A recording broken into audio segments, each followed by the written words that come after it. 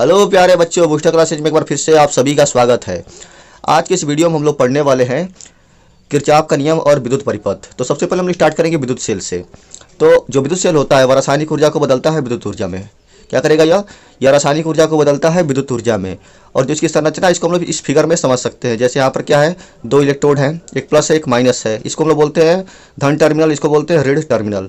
यानी यह positive terminal है और यह निगेटिव टर्मिनल है। इन दोनों टर्मिनल को यानी दोनों इलेक्ट्रोडों को किसी विद्युत अपघट्य में डुबो दिया जाता है। विद्युत अपघट्य क्या होता है, तो इसमें क्या होता है कि जो जल होता है, जल में अगर हम किसी लवण को मिला दें, जैसे यहाँ पर NaCl मिला दे जल में, तो क्या बन जाएगा, यह विद्युत अपघट्य बनेगा। और जब इसको घोला जाता है तो जो इसके आयन होते हैं वह धनायन और ऋणायन में टूट जाते हैं। यहाँ पर क्या बन गया, यहाँ पर क्या बन जाएगा, यहाँ पर हो जाएगा Na+ और दूसरा बनेगा Cl-। अब एक धनायन है, दूसरा ऋणायन है। अब यहाँ पर जो धनायन और ऋणायन होते हैं वह विपरीत दिशा में गति करते हैं, जिसकी वजह से जो यहाँ पर इलेक्ट्रोड होते हैं उस पर एक पर धनावेश आ जाता है, दूसरा पर ऋणावेश आ जाता है। और इसको अगर हम बाह्य परिपथ से जोड़ दें तो जो धारा का मान होगा वह हमेशा पॉजिटिव से निगेटिव की तरफ प्रवाहित होगा, और जो इलेक्ट्रॉन होंगे वह हमेशा निगेटिव से पॉजिटिव की तरफ प्रवाहित होंगे। हो गया क्लियर? चलिए आगे बढ़ते हैं। आगे दिया गया है विद्युत सेल का विद्युत वाहक बल। यानी अगर किसी सेल का विद्युत वाहक बल ज्ञात करना है तो उसको हम लोग कैसे ज्ञात करेंगे। तो सबसे पहले इसको हम लोग फार्मूले से समझेंगे। तो जो विद्युत वाहक बल का फार्मूला है वह क्या है, E = W/Q। अब यहाँ पर एक फिगर बना रहे हैं। यहाँ पर मान लीजिए एक सेल है और यह इसके बाह्य परिपथ में एक कोई विद्युत प्रतिरोध जोड़ा गया है। तो चूंकि हम जानते हैं कि जो सेल होता है वह आवेश को परिपथ में प्रवाहित करता है, जो सेल होता है वह आवेश को परिपथ में प्रवाहित करता है। तो किसी एकांक आवेश को पूरे परिपथ में प्रवाहित करने के लिए सेल द्वारा जितनी भी ऊर्जा व्यय होती है उसी को हम लोग विद्युत वाहक बल कहते हैं। परिभाषा में क्या बोला गया है, एकांक आवेश को पूरे परिपथ में प्रवाहित करने में सेल द्वारा किए गए कार्य को विद्युत वाहक बल कहते हैं। यहाँ पर पूरे परिपथ में ध्यान देना है, क्योंकि अगर हम लोग को विद्युत वाहक बल ज्ञात करना है तो जो पूरे परिपथ में आवेश को प्रवाहित करने में कार्य करना पड़ेगा सेल द्वारा, उसको हम लोग गणना में लेंगे। क्योंकि हम लोग देख रहे हैं कि जो पूरा परिपथ है इसमें दो भाग हैं, एक बाह्य परिपथ है और एक आंतरिक भाग है, सेल का आंतरिक भाग। तो जो आवेश होंगे उसको एक टर्मिनल से दूसरे टर्मिनल तक ले जाने में कार्य करना पड़ेगा। ये तो बाह्य परिपथ के लिए हो गया, लेकिन सेल के भीतर भी दोनों टर्मिनलों के भीतर भी कार्य करना पड़ता है आवेश को प्रवाहित करने के लिए। यानी अगर इन दोनों कार्यों को जोड़कर देखा जाए तो पूरे परिपथ में जो कार्य होगा एकांक आवेश को प्रवाहित करने में, उसी कार्य को हम लोग बोलते हैं विद्युत वाहक बल। हो गया क्लियर? इसका भी मात्रक क्या है, इसका भी मात्रक वोल्ट ही है। इसका मात्रक क्या है, वोल्ट है। और बीमा भी जो हम लोग विद्युत वाहक बल के लिए पढ़े थे, जो हम लोग विभवांतर के लिए पढ़े थे और विभव के लिए पढ़े थे, बीमा भी वही होगी। हो गया क्लियर? चलिए आगे बढ़ते हैं। इस पर एक क्वेश्चन है कि किसी सेल के विद्युत परिपथ में 3 एम्पीयर की धारा 5 मिनट के लिए प्रवाहित होने पर 1350 जूल कार्य होता है। तो परिपथ में स्रोत का विद्युत वाहक बल क्या होगा। तो सबसे पहले तो हम लोग को ई में जो भी चाहिए वो पहले देख लेते हैं। ई का मान ज्ञात करने के लिए, यानी विद्युत वाहक बल का मान ज्ञात करने के लिए क्या चाहिए, सबसे पहले हम लोग उसको लिख लेंगे। तो जो कार्य है वह दे दिया गया है। कार्य कितना है, 1350 जूल। कितना दिया गया है कार्य, 1350 जूल कार्य दिया गया है। उसके बाद से फिर आवेश का मान ज्ञात करना पड़ेगा। तो आवेश का मान ज्ञात करने के लिए हम जानते हैं यहाँ पर, चूंकि सीधे आवेश का मान तो दिया नहीं है, इसमें यह बोला गया है कि 3 एम्पीयर की धारा 5 मिनट के लिए प्रवाहित होने पर। इसका मतलब क्या हुआ, आवेश का मान ज्ञात करने के लिए हम लोग Q बराबर लिखेंगे I × T। क्योंकि हम लोग जानते हैं आवेश बराबर होता है धारा गुणे समय। I का मान कितना है, I का मान है 3 एम्पीयर। उसके बाद से समय कितना है, समय दे दिया गया है 5 मिनट। 5 मिनट का मतलब क्या होगा कि 5 में हम लोग 60 से गुणा करके इसको 60 से गुणा करके सेकेंड में परिवर्तित कर लेंगे। मिनट में दिया गया है, 60 से गुणा करेंगे सेकेंड में परिवर्तित हो जाएगा। अब यहाँ पर सबका अगर गुणा कर दिया जाए तो कितना होगा, ये 15 हो गया, फिर 15 × 90, यानी यहाँ पर हो जाएगा ये 900 कूलाम। कितना होगा, ये 900 कूलाम होगा। अब हम लोग को ज्ञात करना है विद्युत वाहक बल का मान, यानी EMF का मान ज्ञात करना है। तो E का मान ज्ञात करने के लिए लिखेंगे W/Q। क्या लिखा जाएगा, W/Q लिखेंगे। W का मान दे दिया गया था 1350। उसके बाद से Q का मान कितना दिया गया है, Q का मान दिया गया है 900। एक 0 से एक 0 कट जाएगा। उसके बाद से जब 9 से भाग देंगे 135 में आता आएगा 15, लेकिन यहाँ पर 10 भी है, यानी 9 × 10 भी है, तो उससे भी जब भाग देंगे तो हो जाएगा यह 1.5 वोल्ट। यानी जो सेल का विद्युत वाहक बल है वह 1.5 वोल्ट के बराबर है। एक बात इसमें ध्यान देना है कि सेल कितना भी पुराना हो जाए उसका विद्युत वाहक बल नहीं बदलता है, लेकिन अलग अलग सेलों के लिए जो विद्युत वाहक बल का मान होता है वह अलग अलग हो सकता है। लेकिन एक ही सेल के लिए समय के बदलने पर भी, यानी समय परिवर्तित होने पर भी सेल का जो विद्युत वाहक बल का मान होता है वह परिवर्तित नहीं होता है। बस क्या होता है, उसका बस प्रतिरोध बढ़ता जाता है। हो गया क्लियर? चलिए आगे बढ़ते हैं। उसके बाद है टर्मिनल विभवांतर। जैसे अभी हम लोग देखे थे कि जो सेल का विद्युत वाहक बल होता है उस समय जब हम लोग कार्य की गणना करते हैं तो पूरे परिपथ के लिए देखा जाता है, यानी जो बाह्य परिपथ में कार्य करना पड़ता है वह भी जोड़ा जाता है और जो सेल के भीतर टर्मिनलों के बीच में जो कार्य करना पड़ता है वो भी देखना पड़ता है। लेकिन यहाँ पर जब हम लोग टर्मिनल विभवांतर ज्ञात करते हैं तब क्या होता है कि बस एक टर्मिनल से दूसरे टर्मिनल तक एकांक आवेश को प्रवाहित करने में जितना भी कार्य करना पड़ता है उसी को गणना में लिया जाता है। हो गया क्लियर? चलिए जैसे इसका परिभाषा देख लिया जाए। इसमें क्या बोला गया कि एकांक आवेश को एक टर्मिनल से दूसरे टर्मिनल तक, यहाँ पर क्या ध्यान देना है, एक टर्मिनल से दूसरे टर्मिनल तक बाह्य परिपथ में प्रवाहित करने में सेल द्वारा किए गए कार्य को टर्मिनल विभवांतर कहते हैं। यानी यहाँ से लेकर यहाँ से स्टार्ट होगा और इस पूरे परिपथ में बाह्य परिपथ में प्रवाहित करने में जो भी कार्य करना पड़ेगा एकांक आवेश को प्रवाहित करने के लिए उसी को हम लोग बोलते हैं टर्मिनल विभवांतर। इसमें ध्यान देना है कि अंदर जो कार्य करना पड़ता है उसको गणना में नहीं लिया जाता है। तो जो विद्युत वाहक बल होता है और जो टर्मिनल विभवांतर होता है उसमें यही अंतर है कि विद्युत वाहक बल में पूरे परिपथ में जो कार्य करना पड़ता है उसको देखा जाता है, लेकिन टर्मिनल विभवांतर में एक टर्मिनल से दूसरे टर्मिनल तक जो कार्य करना पड़ता है उसको देखा जाता है।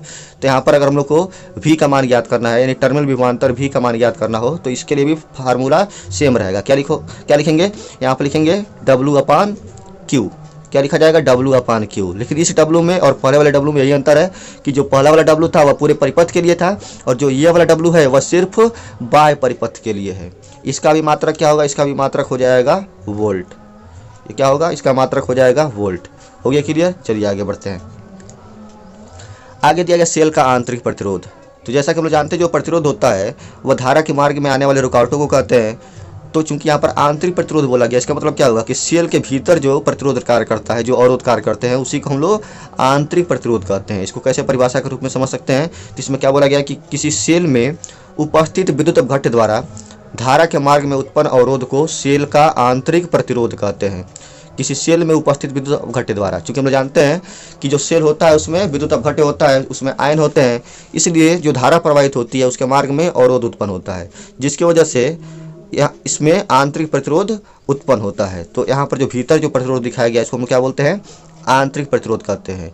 और जो आंतरिक प्रतिरोध होता है वह सेल के लिए धीरे धीरे समय के साथ साथ बढ़ता जाता है। फिर से जब उसको आवेशित कर दिया जाता है तो प्रतिरोध कम हो जाता है, लेकिन जो जो वह निरावेशित होते जाते हैं, जो उसके आयन होते हैं, त्यों त्यों प्रतिरोध का मान भी बढ़ता जाता है। अब यहाँ पर हम देख रहे हैं कि अगर इस पूरे सेल की बात की जाए, अब यहाँ पर धारा का मान ज्ञात करना हो तो क्या करना पड़ेगा?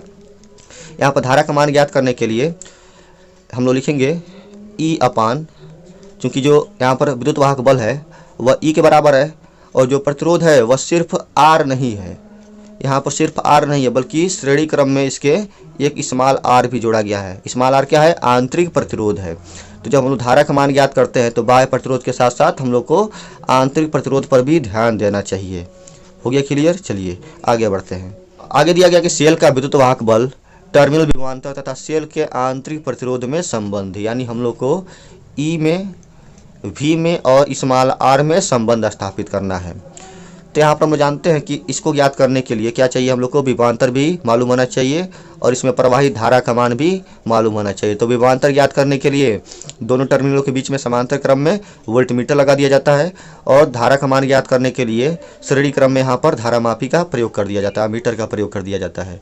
तो अगर हम लोग को पूरा कार्य ज्ञात करना हो, चूंकि हम जानते हैं कि जो विद्युत वाहक बल होता है वह पूरे परिपथ में एकांक आवेश को प्रवाहित करने में किए गए कार्य के बराबर होता है। तो अगर हम लोग को Q आवेश प्रवाहित करना है पूरे परिपथ में तो कार्य कितना होगा? ऐसे लिखेंगे पहले कि Q आवेश को पूरे परिपथ में प्रवाहित करने में किया गया कार्य,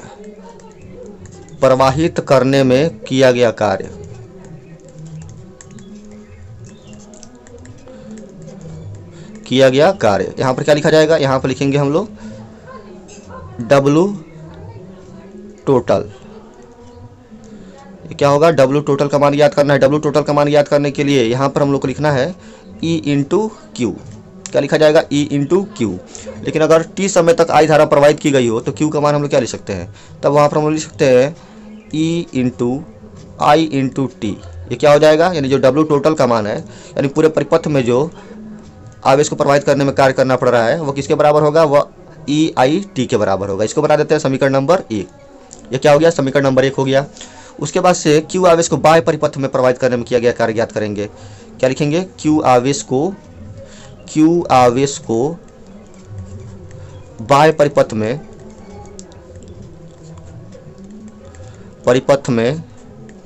प्रवाहित करने में किया गया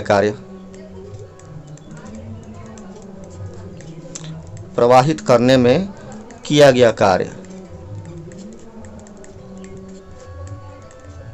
ये किसके बराबर होगा? यहाँ पर हम लिखेंगे W एक्सटर्नल। यहाँ पर क्या लिखा जाएगा? W एक्सटर्नल लिखेंगे, यानी बाह्य परिपथ में जो आवेश को प्रवाहित करने में कार्य करना पड़ रहा है उसको लिखेंगे। तो यह किसके बराबर हो जाएगा? यह हो जाएगा V इंटू क्यू के बराबर। किसके बराबर होगा? V इंटू क्यू के बराबर होगा।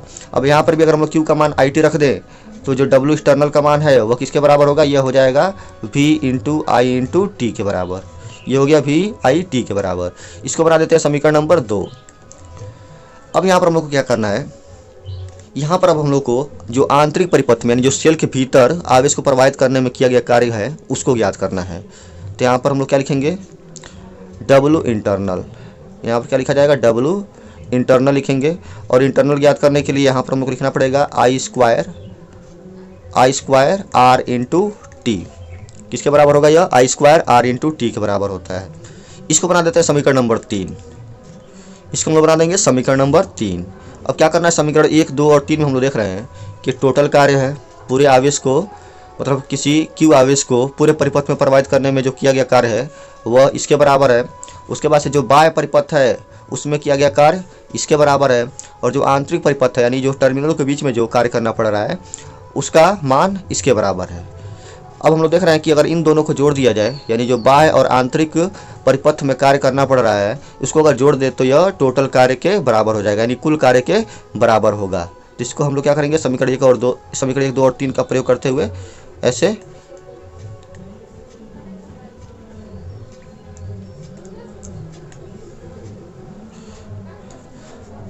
हाँ, यहाँ पर हम लिख सकते हैं W टोटल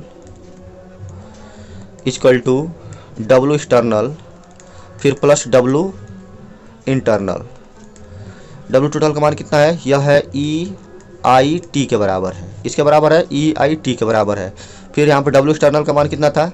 तो यह था VIT के बराबर, यह बराबर था VIT के। और उसके बाद जो इंटरनल था वह था I square R into T के बराबर था। अब क्या किया जाए? IT से अगर हम लोग भाग दे देते हैं, हम लोग देख रहे हैं कि सभी पद में IT है, तो अगर हम लोग IT से भाग दे दें तो क्या मिलेगा? यहाँ पर लिखेंगे IT से भाग देने पर, IT से अगर हम लोग भाग दे देते हैं, भाग देने पर क्या बचेगा? यहाँ पर बचेगा E इक्वल टू, यहाँ पर क्या बचेगा? V बचेगा। और यहाँ पर प्लस हो जाएगा, यहाँ पर एक I बचा और एक R बचा है, I इंटू R। अब इसको अगर हम लोग यहाँ से अगर हम लोग को V का मान ज्ञात करना हो तो क्या लिखेंगे? V का मान ज्ञात करने के लिए लिखा जाएगा E माइनस, क्योंकि जब इसको हम लोग उस साइड में लेकर जाएंगे तो E माइनस प्लस था, ये जाकर उधर माइनस हो जाएगा तो हो जाएगा E minus I into R। किसके बराबर हो गया? V equal to E minus I into R के बराबर हो गया। और यह समीकरण उस समय के लिए है जब सेल का उपयोग किया जा रहा हो, यानी जब इसको निरावेशित करते हैं, डिस्चार्ज करते हैं, उस समय के लिए समीकरण यह होगा। अगर इसको हम लोग चार्ज करते हैं, इसके विपरीत अगर हम लोग इसको चार्ज करते हैं, ये किसके लिए था? आवेशित करने के, निरावेशित करने के लिए, यानी डिस्चार्ज करने के लिए। अगर इसका उल्टा अगर हम लोग इसको चार्ज करते हैं तो जो धारा की दिशा होगी वह बदल जाएगी। और तब हम लोग लिखेंगे आवेशित करते समय। यहाँ पर लिखा जाएगा आवेशित करते समय।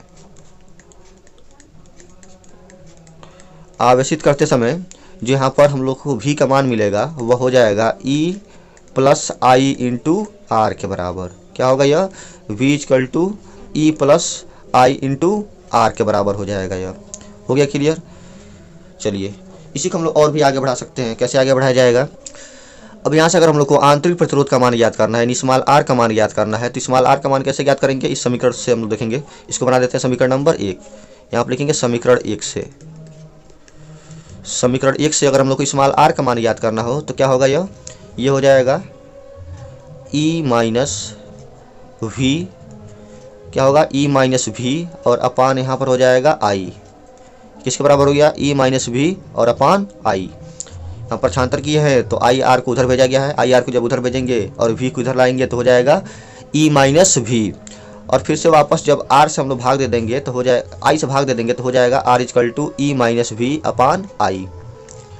उसके बाद से अब यहाँ पर हम लोग क्या करेंगे, आई का मान भी रख सकते हैं। आई का मान कैसे रखा जाएगा, तो चूँकि हम लोग जानते हैं आई बराबर होता है वी अपान आर। क्या होता है, वी अपान आर। तो अगर हम लोग वी अपान आर इसमें रख दें तो स्मॉल आर का मान मिलेगा ई माइनस वी अपान आई का मान वी अपान आर।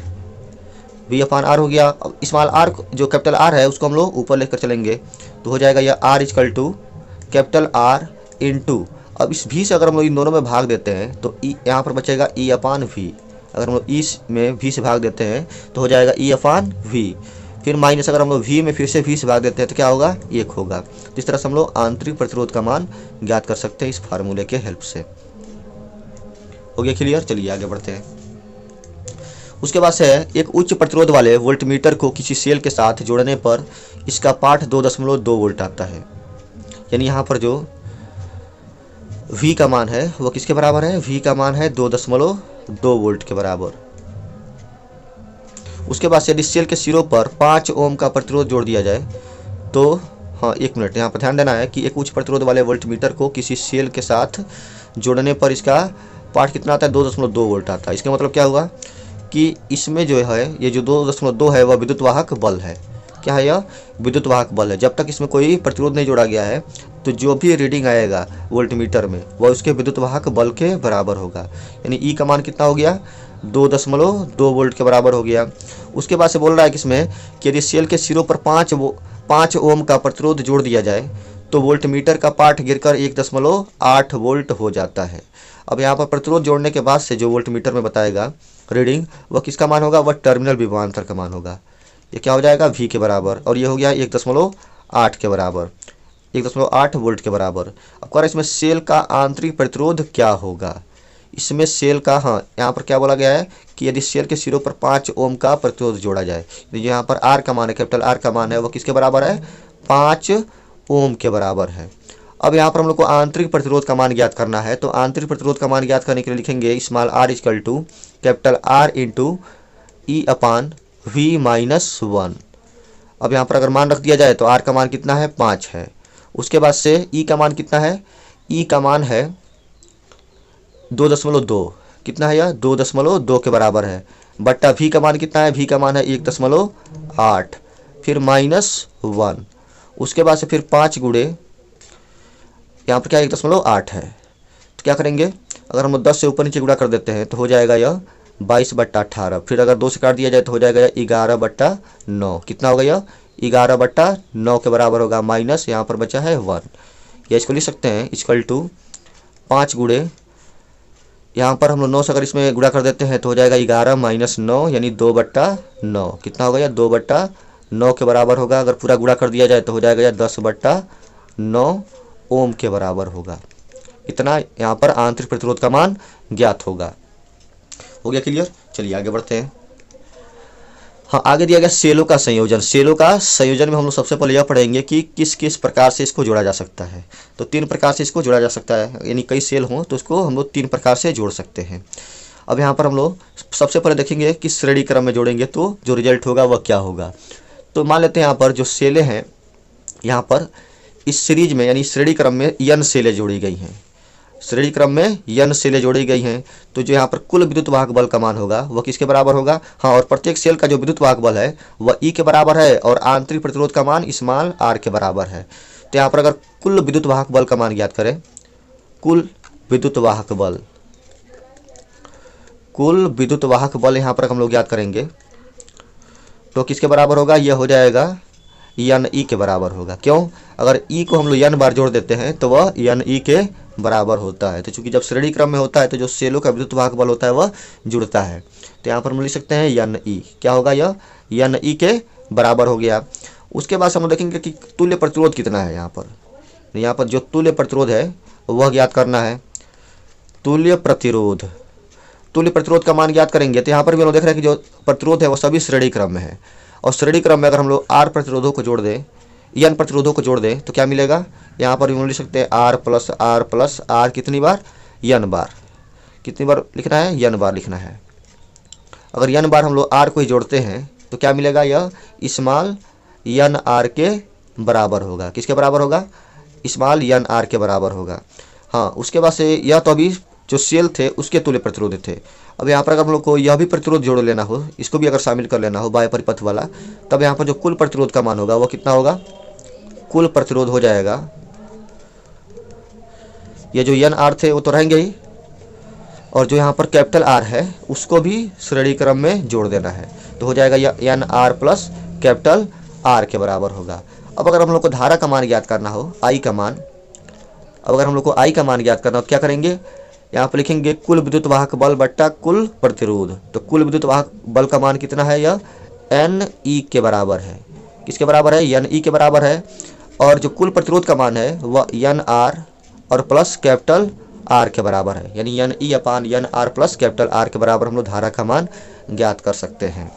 अब यहाँ पर अगर हम इसको एन से भाग दे दें या ऐसे रहने देते हैं, ऐसे सही है, यानी आई का मान ज्ञात करने के लिए N E upon N R plus capital R का मान लिखना पड़ेगा और इसको सॉल्व करना पड़ेगा। हो गया क्लियर। अब इसमें दो केसेस बन सकते हैं। दो केस क्या है कि यदि पहला केस ये है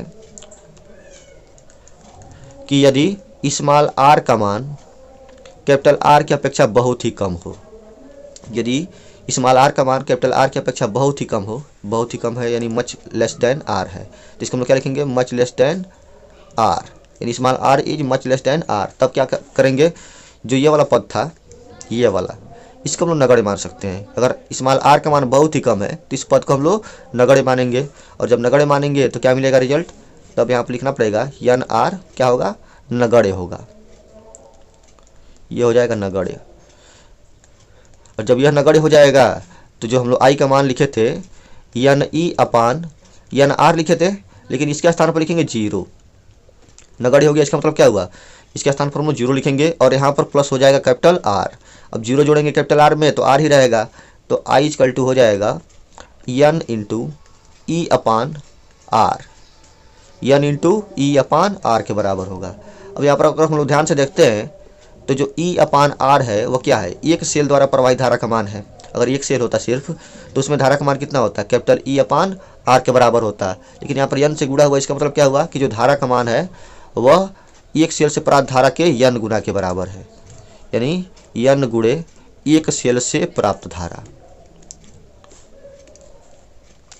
एक सेल से प्राप्त धारा, यानी इनको अगर हम लोग श्रेणी क्रम में जोड़ते हैं तो एक सेल से जो प्राप्त धारा होगी उसका एन गुना धारा प्राप्त होगा। यानी अगर श्रेणी क्रम में है और स्मॉल आर का मान कैपिटल आर से बहुत कम है तो हम लोग क्या करना चाहिए, श्रेणी क्रम में जोड़ना चाहिए, क्योंकि श्रेणी क्रम में जोड़ने से यहाँ पर हम लोग को फायदा दिख रहा है कि जो धारा का मान है वह एन गुना बढ़ गया है। क्या समझना इसमें कि यदि स्मॉल आर का मान कैपिटल आर से बहुत ही छोटा है तो क्या होगा, हम लोग को श्रेणी क्रम में जोड़ना चाहिए। श्रेणी क्रम में जोड़ने से जो धारा का मान प्राप्त होगा वह एक सेल से प्राप्त धारा के एन गुना के बराबर होगा। यानी अगर हम दो सेल जोड़ते हैं तो धारा का मान दुगुना हो जाएगा, तीन सेल जोड़ते हैं तो धारा का मान तीन गुना हो जाएगा। इसी तरह से जितने भी सेल जोड़ेंगे उतना गुना धारा का मान प्राप्त होगा। लेकिन अगर इसी का उल्टा क्या हो जाए, यहाँ पर केस फर्स्ट था, अब यहाँ पर हम लोग केस सेकेंड बनाते हैं। सेकेंड केस में हम लोग यह मान लेते हैं कि जो स्मॉल आर का मान है वह much greater than capital R है, यानी इस बार जो आंतरिक प्रतिरोध का मान है वह क्या है, कैपिटल आर से, यानी जो बाह्य प्रतिरोध है उससे बहुत ही अधिक है। तब क्या होगा, तब यहाँ पर जो आर का मान होगा कैपिटल आर होगा वह नगण्य हो जाएगा। इस फार्मूले में जो हम लोग फार्मूला देखे थे यहाँ पर, इसमें एन आर न नगण्य होकर कैपिटल आर नगण्य होगा, जो ही छोटा होगा उसी को नगण्य मानेंगे। तब क्या होगा, यहाँ पर हम लिख सकते हैं तब आर नगण्य होगा, आर नगण्य है। और जब आर नगण्य होगा तब जो आई का मान मिलेगा वो किसके बराबर होगा, तो लिखेंगे यहाँ पर N E upon N R और कैपिटल आर के स्थान पर लिखा जाएगा जीरो, ये हो गया। उसके बाद से क्या करना है, यहाँ पर जब इसको हम लोग हल करेंगे तो आई बराबर हो जाएगा N E upon N R, क्या होगा, N E upon N R होगा, एन से एन कैंसिल हो जाएगा। जब एन से एन कैंसिल होगा तो जो आई का मान होगा वो हो जाएगा ई अपान आर के बराबर। और यहाँ पर जो ई अपान आर है वो क्या है, वो एक सेल से प्राप्त धारा के बराबर है। ये क्या है, जो आई होगा वह एक सेल से प्राप्त धारा के बराबर ही होगा। यानी अगर कैपिटल आर का मान बहुत ही छोटा है स्मॉल आर से, तो हम लोग को समांतर क्रम में जोड़ने से कोई फायदा नहीं होने वाला है, क्योंकि जो एक सेल काम करेगा वही n सेल भी काम करेंगे। हो गया क्लियर।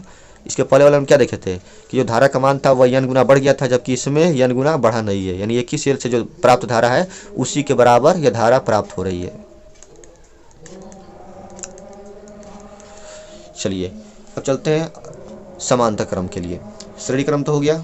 श्रेणी क्रम में हम लोग क्या देखे हैं कि जो धारा का मान होता है वह यानी ई अपान यानी आर प्लस कैपिटल आर के बराबर होता है। और जब स्मॉल आर का मान बहुत ही छोटा हो तब क्या करते हैं, जब स्मॉल आर का मान कैपिटल आर की अपेक्षा बहुत ही छोटा हो तो जो धारा का मान मिलता है वह एक सेल से प्राप्त धारा के n गुना के बराबर होता है।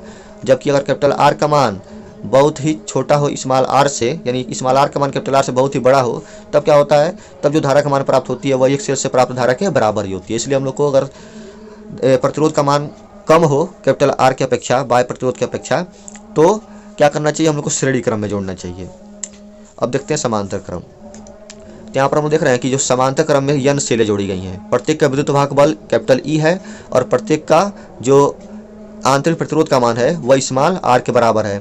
और यहाँ पर हम लोग समांतर क्रम में कैपिटल R जोड़ दिए हैं, यानी बाह्य परिपथ वाला जो प्रतिरोध है उसको जोड़ दिए हैं।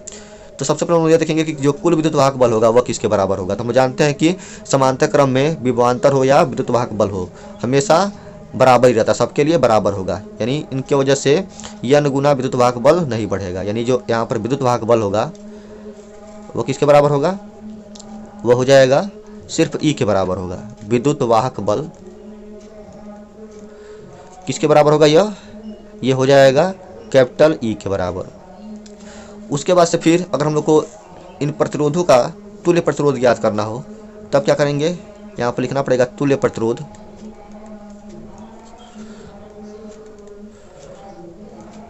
तुल्य प्रतिरोध किसका तुल्य प्रतिरोध ज्ञात करना है, सेलों का जो आंतरिक प्रतिरोध है उसका तुल्य प्रतिरोध ज्ञात करना है। किसके लिए, सिर्फ आंतरिक प्रतिरोध के लिए। तो हम लोग जानते हैं कि अगर मान लेते हैं कि इनका तुल्य प्रतिरोध R डैश है तो क्या लिख सकते हैं, 1 अपान R डैश इक्वल टू हो जाएगा 1 अपान R प्लस 1 अपान R प्लस कितनी बार लिखना है, इसको n बार लिखना है। कितनी बार लिखना है, n बार लिखना है। जब इसको जोड़ेंगे तो हो जाएगा 1 अपान R डैश इक्वल टू, जब इसको n बार जोड़ेंगे तो हो जाएगा यह n अपान R। अब यदि हम लोग को R डैश का मान ज्ञात करना है तो R डैश बराबर हो जाएगा R अपान n के बराबर। ये क्या हो गया, R अपान n के बराबर हो गया। अब इसमें जो बाह्य प्रतिरोध है वह श्रेणी क्रम में जोड़ा गया है, तो जो कुल प्रतिरोध होगा, जो फाइनल प्रतिरोध होगा वह किसके बराबर होगा, कुल प्रतिरोध हो जाएगा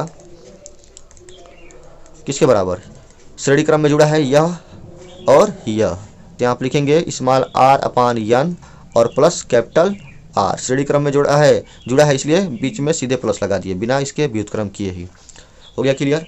अब यदि हम लोग को धारा का मान ज्ञात करना है तब क्या करेंगे, धारा का मान ज्ञात करने के लिए लिखना पड़ेगा फिर से I इक्वल टू, धारा I इक्वल टू हो जाएगा E अपान, यहाँ पर जो कुल विद्युत वाहक बल है वह किसके बराबर है, E के बराबर है।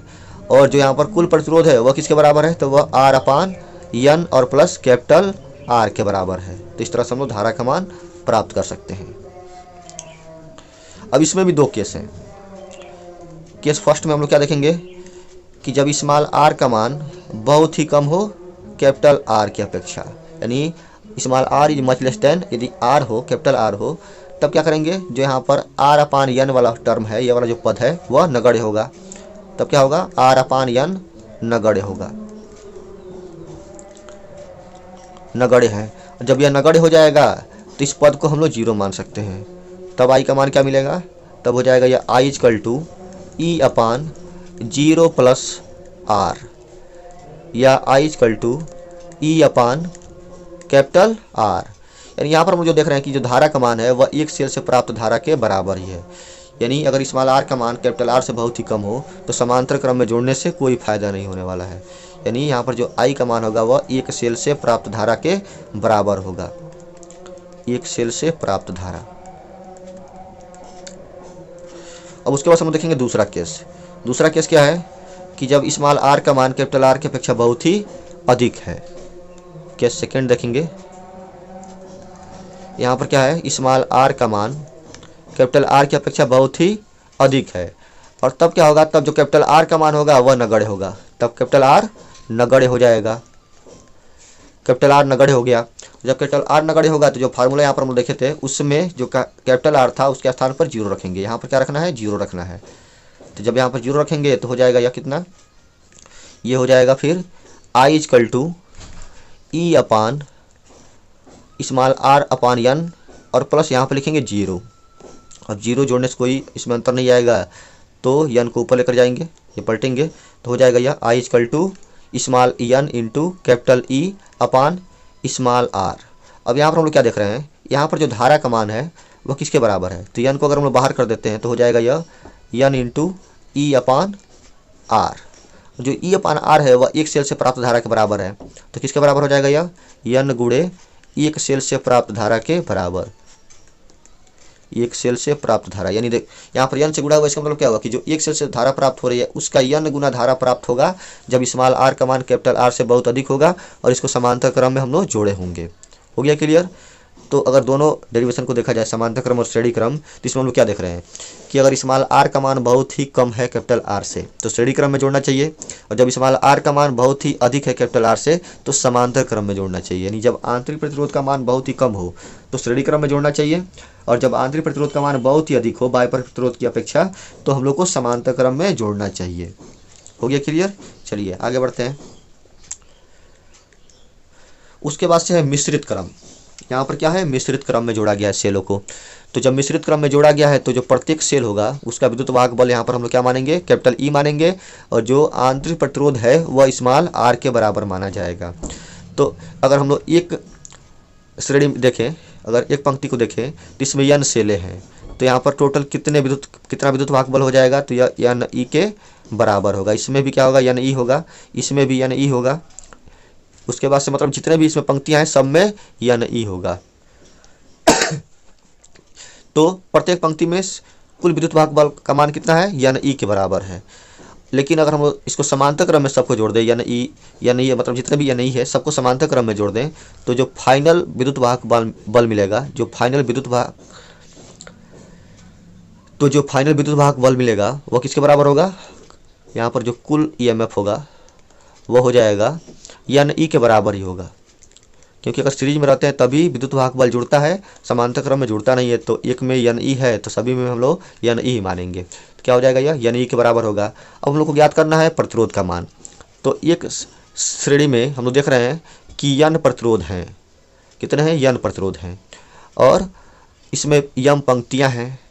तो क्या करना पड़ेगा, यम पंक्तियाँ, इसका मतलब क्या होगा कि जो यहाँ पर हम देख रहे हैं कि एन प्रतिरोध है, इसका मतलब क्या हुआ, इसका जो एक पंक्ति की बात करें तो इसमें एन आर प्रतिरोध हो जाएगा। यानी आर को अगर हम लोग एन बार जोड़ देते हैं तो किसके बराबर होगा, यह एन आर के बराबर होगा। इसमें भी कितना है, एन आर है, इसमें भी एन आर है, सभी में एन आर ही है, और ऐसे एम पंक्तियां हैं। तो अगर हम लोग को फाइनल आंतरिक प्रतिरोधों का तुल्य प्रतिरोध ज्ञात करना हो तो आर डैश, या ऐसे लिख सकते हैं 1/r dash is equal to 1/n/r फिर प्लस 1/n/r फिर प्लस कहाँ तक लिखना है, यम बार लिखना है। क्योंकि यम पंक्तियां हैं तो इसलिए हम लोग को यम बार लिखना है। और जब यम बार इसको जोड़ेंगे तो क्या मिलेगा, यहाँ पर हो जाएगा 1/r dash is equal to m upon N R. क्या होगा, यम अपान एन आर। अब चूंकि हम लोग को आर डैश का मान ज्ञात करना है तो आर डैश का मान ज्ञात करने के लिए लिखेंगे आर डैश इजकल टू, इसको उल्टा कर देंगे तो हो जाएगा यह एन आर अपान स्मॉल यम। क्या होगा, एन आर अपान स्मॉल यम। ये हो गया। अब हम लोग को ज्ञात करना है कुल विद्युत वाहक बल, यानी इसमें हम लोग को बाह्य प्रतिरोध को भी शामिल करना है। तो बाह्य प्रतिरोध इसमें श्रेणी क्रम में जुड़ा हुआ है, तो लिखेंगे कुल प्रतिरोध जो आर का मान होगा वह एन आर अपान एम प्लस कैपिटल आर के बराबर हो जाए। अब यहाँ पर हम लोग को विद्युत वाहक बल भी मिल गया है और उसके बाद से जो कुल प्रतिरोध का मान है वह भी मिल गया है, तो हम लोग आसानी से धारा का मान ज्ञात कर सकते हैं। आई का मान ज्ञात करने के लिए क्या करेंगे, ऊपर लिखेंगे कुल विद्युत वाहक बल, और कुल विद्युत वाहक बल का मान कितना है, या एन ई के बराबर है, अपान जो कुल प्रतिरोध है वह किसके बराबर है, तो वह N R upon small m और प्लस कैपिटल आर के बराबर है। अब यहाँ पर इसको हम हल करते हैं तो यम से इसमें गुणा करना पड़ेगा और जो यम होगा वो पलट के ऊपर चला जाएगा। तो यहाँ पर हम लोग को फाइनल जो फार्मूला मिलेगा वह किसके बराबर होगा, ये हो जाएगा आई इजकल टू यम एन। ये जो नीचे वाला यम था वो भी पलट के ऊपर ही गया है, तो ये हो जाएगा यम और पहले से था एन और इंटू ई, यम एन ई अपान नीचे बचा है एन आर और प्लस एम का गुणा इसमें करना था तो हो जाएगा यह एम आर हो गया। तो इस तरह से हम लोग विद्युत वाहक बल धारा का मान ज्ञात कर सकते हैं जब मिश्रित क्रम में सेलों को जोड़ा गया है। तो मिश्रित क्रम मतलब क्या होगा कि मतलब इसमें श्रेणी क्रम में जोड़े गए हैं और समांतर क्रम में भी जोड़े गए हैं। हो गया क्लियर। चलिए आगे बढ़ते हैं। आगे दिया गया किरचॉफ के नियम। हम लोग क्या पढ़ना है, जो मेन हेडिंग है वही है कि किरचॉफ का नियम हम लोग को बढ़िया से समझ लेना है। तो इसमें दो नियम है, किरचॉफ के नियम में दो नियम है। पहला तो है संधि नियम या धारा नियम और दूसरा है वोल्टता नियम या लूप का नियम। तो सबसे पहले हम लोग सबसे जो पहला नियम है उसको समझेंगे। तो इसमें क्या बोला गया है कि विद्युत परिपथ के किसी संधि पर मिलने वाली सभी धाराओं का बीजगणितीय योगफल शून्य होता है। यानी किसी भी संधि पर जहाँ पर भी दो धाराएं आपस में, दो या दो से अधिक धाराएं आपस में मिल रही हों, वहाँ पर कुल धाराओं का मान कितना होता है, शून्य के बराबर होता है। हाँ, और यहाँ पर एक बात और ध्यान देना है कि जो यहाँ पर जो बीजगणितीय योगफल होता है वह शून्य के बराबर होता है। बीजगणितीय योगफल क्यों? क्योंकि बीजगणितीय योगफल में हम लोग प्लस माइनस पर भी ध्यान देते हैं। इसमें दिशा तो नहीं देखनी पड़ती है लेकिन प्लस माइनस पर ध्यान दिया जाता है। प्लस माइनस पर ध्यान देने के लिए नियम क्या है, तो जो धाराएं संधि की ओर आती हैं उसको पॉजिटिव माना जाता है और जो दूर जाती हैं उनको निगेटिव माना जाता है। जो धाराएं संधि की तरफ आएंगी उनको पॉजिटिव मानेंगे, जो धाराएं संधि से दूर जाएंगी उनको निगेटिव मानेंगे। जैसे ये वाला पॉजिटिव है, ये वाला भी पॉजिटिव है, ये वाला निगेटिव है, ये वाला भी निगेटिव है। यानी कुल मिलाजुला कर हम लोग ऐसे लिख सकते हैं इसको कि सिग्मा जो आई का मान होता है वह किसके बराबर होगा, 0 के बराबर होगा। किसके बराबर होगा, यह 0 के बराबर होगा। किसी भी संधि पर मिलने वाली सभी धाराओं का बीजगणितीय योगफल शून्य होता है। यानी सिग्मा आई बराबर 0। जितने भी यहाँ पर धाराएं होंगी सबको जोड़ देंगे प्लस माइनस का ध्यान रखते हुए, तो ये 0 के बराबर होगा।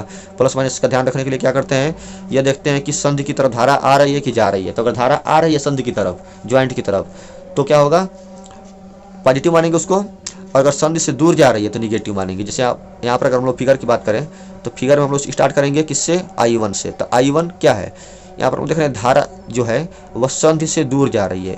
तो संधि से दूर जा रही है इसका मतलब क्या हुआ, यहाँ पर लिखेंगे -I1। क्या होगा, -I1 होगा। उसके बाद I2 जो देख रहे हैं, जो I2 है वह संधि की तरफ आ रही है। तो यहाँ पर हो जाएगा यह I2 के बराबर। किसके बराबर होगा, यह +I2 के बराबर होगा। फिर यहाँ पर जो I3 है वह भी संधि की तरफ ही आ रही है, तो अभी पॉजिटिव में ही होगा, तो हो जाएगा +I3।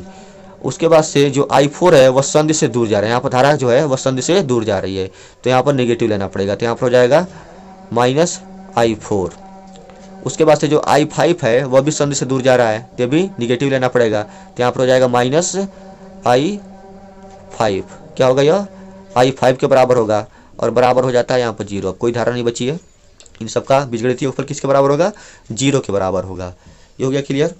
उसके बाद से फिर हम लोग ये देख रहे हैं कि अगर सभी निगेटिव वाले को उधर भेज दें तो पॉजिटिव हो जाएंगे। तो इधर क्या क्या बचेगा, पॉजिटिव वाले सिर्फ दो ही हैं। यहाँ पर लिख सकते हैं I2 + I3, और इसको अगर हम लोग उधर भेजते हैं तो हो जाएगा यह +I1। इसको भेजेंगे तो हो जाएगा यह +I4, और यहाँ पर हो जाएगा +I5। इस समीकरण में हम क्या देख रहे हैं, इसमें हम देख रहे हैं कि जो संधि की ओर आने वाली धाराओं का योगफल है वह संधि से दूर जाने वाली धाराओं के योगफल के बराबर होता है। संधि की ओर आने वाली धाराओं का योगफल संधि से दूर जाने वाली धाराओं के योगफल के बराबर होता है। हो गया क्लियर। चलिए इस पर एक न्यूमेरिकल सॉल्व कर लेते हैं। इसमें एक क्वेश्चन दिया गया है कि चित्र में धारा I का मान ज्ञात कीजिए। यहाँ पर चित्र दे दिया गया है, इसमें धारा I का मान ज्ञात करना है। तो जो भी पहले ज्ञात है उसमें हम लोग संधि का नियम लगाएंगे, किरचॉफ का जो प्रथम नियम है उसका प्रयोग करेंगे। तो यहाँ पर लिखेंगे, कैसे लिखा जाएगा, संधि नियम से, किरचॉफ के संधि नियम से क्या लिखना पड़ता है, सिग्मा I = 0, यानी धाराओं का बीजगणितीय योगफल 0 के बराबर होता है। तो कहाँ से स्टार्ट किया जाए, यहाँ से स्टार्ट करते हैं। यहाँ पर हम देख रहे हैं कि जो 7 है वो क्या है, वह संधि की तरफ आ रही है तो पॉजिटिव होगी, यानी यहाँ पर +7 लिखोगे। उसके बाद से फिर जो 9 है वह संधि से दूर जा रही है, तो यहाँ पर -9 लिखना है। फिर यह भी संधि से दूर जा रहा है तो यह भी माइनस में ही होगा, इसमें होगा यह भी निगेटिव में ही होगा, -8।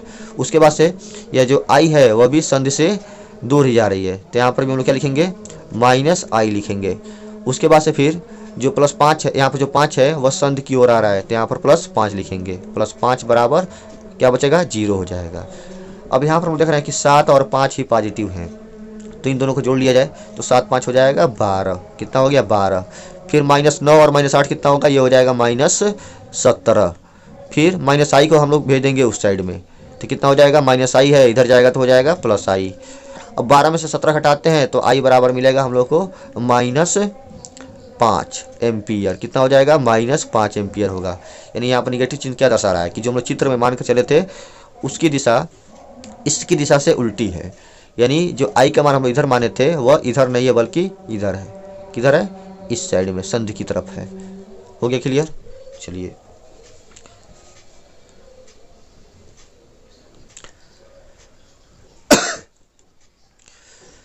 आगे हम लोग देखेंगे किरचॉफ का द्वितीय नियम, या इसी को हम लोग क्या बोलते हैं? लूप या वोल्टता का नियम बोलते हैं। क्या बोलेंगे? लूप या वोल्टता का नियम। अब यहाँ पर इसमें क्या बोला गया है कि किसी बंद लूप में उपस्थित सभी प्रतिरोधों, हाँ सबसे पहले ध्यान देना कि यह क्या होना चाहिए? बंद लूप होना चाहिए। यानी कहीं से भी अगर परिपथ खुला हुआ है तो उसमें हम लोग वोल्टता का नियम नहीं लगा सकते हैं। तो क्या बोला जा रहा है? किसी बंद लूप में उपस्थित सभी प्रतिरोधों एवं संगत धाराओं के गुणनफल का कुल बीजगणितीय योगफल उस लूप में उपस्थित सभी सेलों के विद्युतवाहक बल के योगफल के बराबर होता है। ऐसे पढ़ने में कुछ नहीं समझ में आएगा। यहाँ पर हम लोग क्या देखेंगे कि जो भी हम लोग धारा देखेंगे, जो भी प्रतिरोध देखेंगे, उसमें प्रवाहित संगत धारा से अगर हम लोग गुणा करके उन सभी गुणनफलों को जोड़ दिया जाए तो जो इस लूप में सेल होगा उन सभी के योगफल के बराबर ही होगा। चलिए इसको अगर हम लोग पहले लूप के लिए बात करें, इससे समझते हैं। हाँ, इसमें ध्यान देना है कि अगर हम लोग लूप में धारा के दिशा में चल रहे हैं तो आई आर को, यानी धारा और प्रतिरोध के गुणनफल को पॉजिटिव लेते हैं। जब उसके विपरीत दिशा में चलते हैं तो निगेटिव लेते हैं। और अगर सेल की बात की जाए तो अगर हम लोग माइनस से प्लस की तरफ चलते हैं तो पॉजिटिव लिया जाएगा। अगर माइनस से प्लस की तरफ होगा तो पॉजिटिव लेंगे, और जब प्लस से माइनस की तरफ होगा तो निगेटिव लेंगे। हो गया क्लियर? चलिए इसमें हम लोग देखते हैं। तो यहाँ से अगर स्टार्ट किया जाए इस लूप के लिए, पहले लूप के लिए क्या लिखेंगे? बंद लूप 1 के लिए क्या लिखना है? बंद लूप 1 के लिए। परिभाषा पढ़ने से नहीं समझ में आएगा, एग्जाम्पल देखा जाएगा, इसको जब हम लोग इसमें अप्लाई करेंगे तब समझ में आएगा। तो बंद लूप 1 के लिए तो हम लोग ये डिसाइड कर सकते हैं अपने हिसाब से कि किधर चलना है, क्लॉकवाइज चलना है कि एंटी क्लॉकवाइज चलना है। तो यहाँ पर हम लोग क्या चलेंगे? एंटी क्लॉकवाइज चलेंगे। तो अगर इस दिशा में हम लोग चलते हैं इस पूरे परिपथ के लिए, इस पूरे लूप के लिए, तो अगर हम लोग यहाँ से यहाँ जाते हैं तो पहले क्या मिला है? R1 मिला है। और R1 का जो संगत धारा है वो किसके बराबर है? I1 के बराबर है। चूँकि हम लोग धारा की दिशा में चल रहे हैं, जो यहाँ पर धारा की दिशा दर्शाई गई है उसी की दिशा में हम लोग आगे बढ़ रहे हैं, तो इसलिए पॉजिटिव होगा। अगर धारा की दिशा में आगे बढ़ रहे हैं तो पॉजिटिव होगा। तो यहाँ पर क्या लिखेंगे? यहाँ पर हो जाएगा I1 × R1। उसके बाद फिर हम लोग जब और आगे बढ़ेंगे तो फिर देखेंगे प्रतिरोध कहाँ पर मिल रहा है। तो यह प्रतिरोध यहाँ पर मिल रहा है, और यहाँ पर हम देख रहे हैं कि जो प्रतिरोध है वह R2 है और जो संगत धारा का मान है वह I2 है। लेकिन यहाँ पर हम लोग इस दिशा में आए हैं, ऐसे आए हैं, तो यहाँ पर हम लोग धारा के विपरीत दिशा में चल रहे थे, और जब धारा के विपरीत दिशा में चलेंगे तो यह निगेटिव लिया जाएगा। निगेटिव लेंगे तो क्या होगा? यह हो जाएगा -I2 × R2। ये किसके बराबर होगा? I2 × R2 के बराबर हो जाएगा। और इसको लिख सकते हैं, उसके बाद इसमें कोई प्रतिरोध नहीं है, और जब कोई प्रतिरोध नहीं है तो हम लोग देखेंगे कि सेल में विद्युत वाहक बल का मान कितना है। सेल में विद्युत वाहक बल का मान कितना है? तो अभी हम बताए थे कि जब निगेटिव से पॉजिटिव तरफ जाते हैं तो पॉजिटिव होता है, और जब पॉजिटिव से निगेटिव तरफ जाते हैं तो निगेटिव होता है। तो जब ऐसे हम लोग आगे बढ़ रहे थे तो पहला जो सेल मिला था उसमें हम लोग क्या किए हैं? माइनस से प्लस की तरफ गए हैं। किधर गए हैं? माइनस से प्लस की तरफ गए हैं। और जब माइनस से प्लस की तरफ गए हैं तो यहाँ पर जो E1 का मान होगा वह पॉजिटिव होगा, वह पॉजिटिव के बराबर होगा, यानी +E1 होगा। लेकिन फिर जब हम लोग और आगे बढ़ते हैं तो जो दूसरा सेल मिलता है उसमें हम लोग देख रहे हैं कि पॉजिटिव से निगेटिव तरफ गए हैं। यहाँ पर पॉजिटिव से निगेटिव तरफ गए हैं, इसलिए जो यहाँ पर E2 का मान होगा वह निगेटिव में होगा। हो गया क्लियर? ये हो गया समीकरण नंबर 1। ऐसे ही समीकरण बना लिया जाता है, और समीकरण बनाने के बाद से हल करके I1 I2 या जो भी पूछा हो उसका मान याद कर सकते हैं। अब हम लोग पहला लूप तो देख चुके हैं। दूसरा लूप देखा जाए, दूसरे लूप में हम लोग देखें कि यहाँ पर धारा का मान क्या है? I2 है, यहाँ पर I1 + I2 है। तो इस I1 + I2 को I3 के बराबर मान सकते हैं। अगर हम यहाँ पर हम लोग देखें I3, अगर यहाँ पर हम लोग धारा की दिशा किधर मानते हैं? इधर मानते हैं, तो इसको हम लोग I3 लिखें तो I3 किसके बराबर होगा? तो यह I1 और I2 के योगफल के बराबर ही होगा। हो गया? तो यहाँ पर हम लोग चल रहे हैं इधर, यहाँ से अगर स्टार्ट किया जाए बंद लूप 2 के लिए, यहाँ पर हम लोग लिखना पड़ेगा बंद लूप 2 के लिए, बंद लूप 2 के लिए। अब दूसरे बंद लूप के लिए हम क्या करेंगे? यहाँ पर अगर हम लोग इस दिशा में चलते हैं तो यहाँ पर I2 भी क्या है? I2 की दिशा में जा रहे हैं। ऐसे अगर हम लोग चल रहे हैं तो I2 की दिशा में जा रहे हैं, तो जब I2 की दिशा में जा रहे हैं तो यहाँ पर जो गुणनफल होगा I2 और R2 का वो पॉजिटिव होगा। क्या लिखेंगे? I2 × R2। उसके बाद से फिर जब हम लोग इधर आए हैं इधर, तो यहाँ पर हम देख रहे हैं धारा के विपरीत दिशा में चल रहे हैं, तो जब धारा के विपरीत दिशा में चल रहे हैं तो यहाँ पर ये निगेटिव हो जाएगा, तो ये हो जाएगा I3 इंटू R3। उसके बाद अगर सेल की बात की जाए तो इसमें एक ही सेल है, और यहाँ पर सेल में हम जब हम लोग इधर से इधर बढ़ रहे थे तो निगेटिव से पॉजिटिव तरफ बढ़े हैं, तो जब निगेटिव से पॉजिटिव तरफ बढ़े हैं तो यह सेल क्या होगा, पॉजिटिव लिया जाएगा, यानी यहाँ पर हो जाएगा E2, सिर्फ E2 होगा, सेल नहीं होगा तो यहाँ पर 0 लिख देंगे। हो गया क्लियर। इसको बना देते हैं समीकरण नंबर 2। अब ऐसे ही समीकरण प्राप्त करके हम लोग हल करते हैं, और जितने भी समीकरण होते हैं उनके द्वारा I1 I2 या जो भी मान ज्ञात करना होता है वह मान ज्ञात कर लिया जाता है। हो गया क्लियर। चलिए अब इस पर एक सवाल देखेंगे।